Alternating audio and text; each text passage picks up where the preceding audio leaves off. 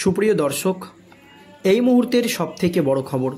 দর্শক, আপনারা সকলেই জানেন আরজিকর কাণ্ডে মহিলা চিকিৎসকের মৃত্যুর ঘটনায় রাজ্য রাজনীতি একেবারে তোলপাড়। প্রবল চাপে রয়েছে রাজ্যের শাসক দল তৃণমূল কংগ্রেস। এক কথায় বলতে গেলে মুখ্যমন্ত্রী মমতা ব্যানার্জির রাতের ঘুম উড়ে গিয়েছে এই আরজিকর কাণ্ডকে নিয়ে। এর পরপরই একাধিক ছাত্র সংগঠন মুখ্যমন্ত্রী মমতা ব্যানার্জির পদত্যাগের দাবি তুলে দিয়েছেন। তার পরপরই তারা নবান্ন ঘেরাওয়ের ডাক দিয়েছিল।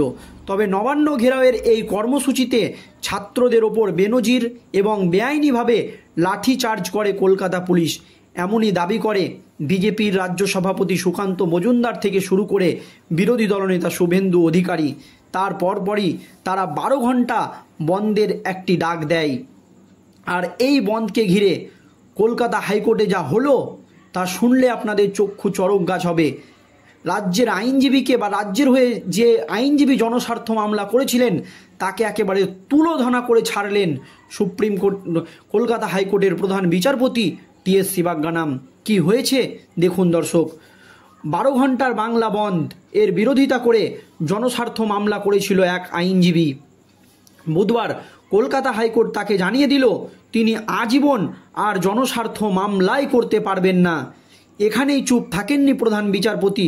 একই সঙ্গে তার কথা, অন্য একটি জনস্বার্থ মামলার জন্যেও 50,000 টাকা জরিমানা দিতে হবে ওই আইনজীবীকে, তাকে বলে দেওয়া হয়। বুধবার এই নির্দেশ দিয়েছেন কলকাতা হাইকোর্টের প্রধান বিচারপতি টি.এস. শিবাজ্ঞানাম এবং মামলাকারীকে ভৎসনা করে তিনি বলেছেন, নির্দিষ্ট অভিসন্ধি নিয়ে অসভ্য ভাষণ করে প্রধান বিচারপতির কার্যালয়ের অপব্যবহার করা হয়েছে মামলাটিতে। আপনি কি আদালতকে খেলার মাঠ আর বিচারপতিদের বোকা ভেবেছেন?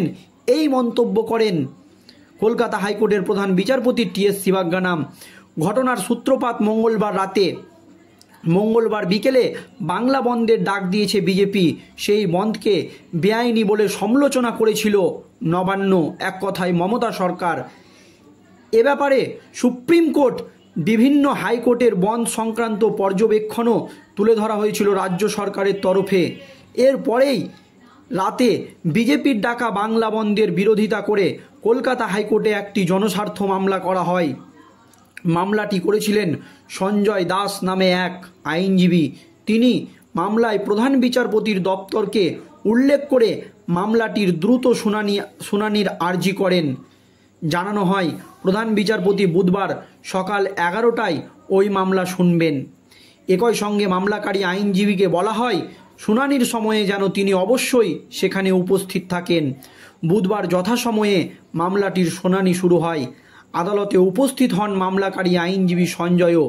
মামলাটি উঠে প্রধান বিচারপতি শিবাজ্ঞানাম এবং বিচারপতি হিরণময় ভট্টাচার্যের বেঞ্চে।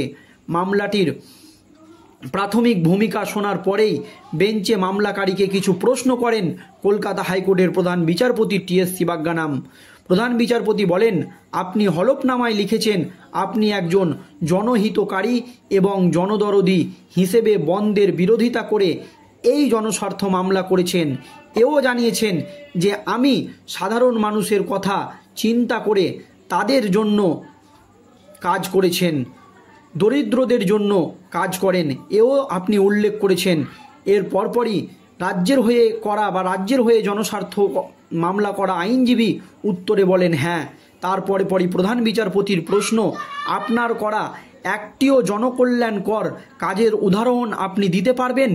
এর পরপরই রাজ্যের হয়ে করা আইনজীবী একেবারে নীরব হয়ে যান।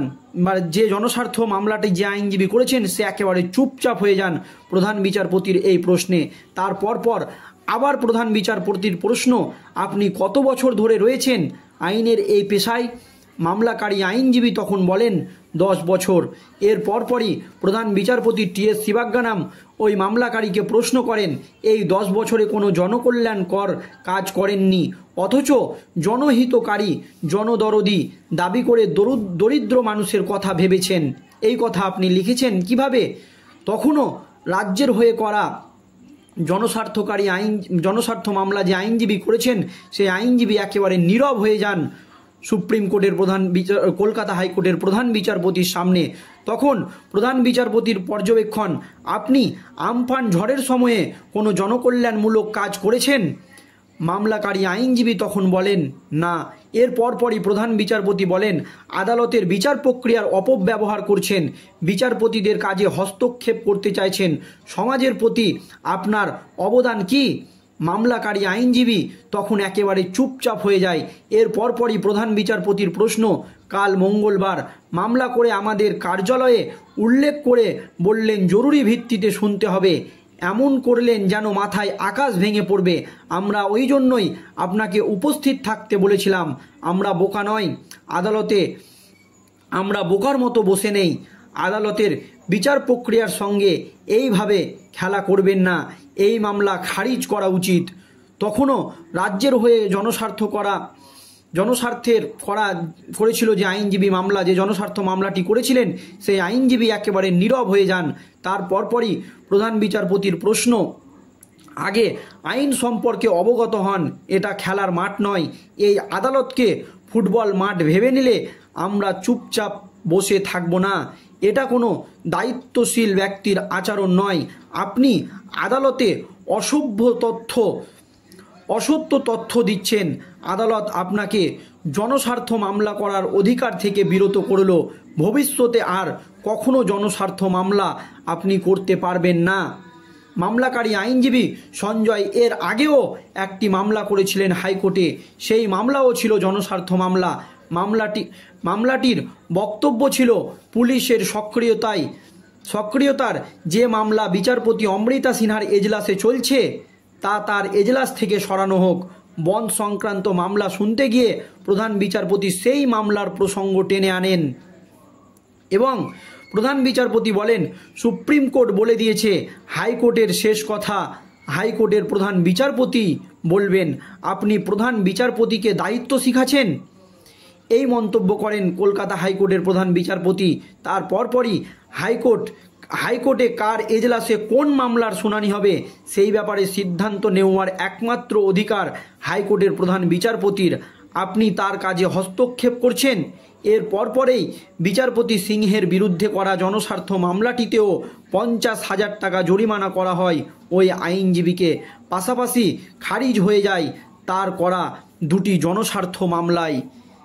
এই মর্মে রাজ্য সরকারের হয়েই মনে হয় ওই আইনজীবী এই জনস্বার্থ মামলাটি করেছিল, যে তিনি জনদরদি কাজ করেছেন। কিন্তু কলকাতা হাইকোর্টের প্রধান বিচারপতির প্রশ্নের মুখে তিনি যে একটিও জনকল্যাণমূলক ভালো কাজ করেছেন তার উত্তর দিতে পারেননি।